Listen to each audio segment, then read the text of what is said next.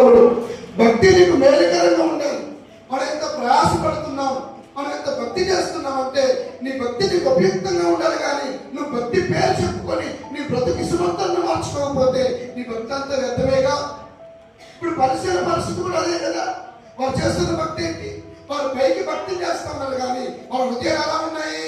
చదవండి, మత్తయి సువార్త 15వ అధ్యాయం 19వ వచనం చదువుకుందాం.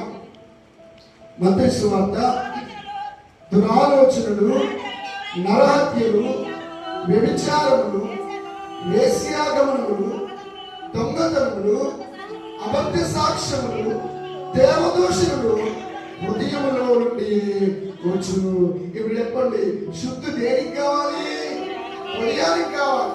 హృదయంలో ఏముందంట? దూషణ, నరహత్య, వ్యభిచారం, దొంగతనం, అబద్ధ సాక్ష్యం, ఇవన్నీ కూడా హృదయం నుండి వస్తాయి. కాబట్టి ఇప్పుడు శుద్ధి దేనికి కావాలి? హృదయానికి కావాలి. హృదయాన్ని శుద్ధి చేసుకోవాలి, హృదయాన్ని పవిత్రపరచుకోవాలి, హృదయాన్ని కడుక్కోవాలి.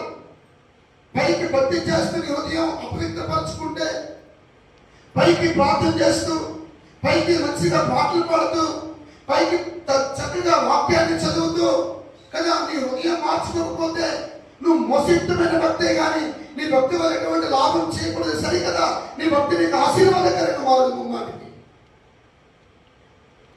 పరిశుద్ధ గ్రంథంలో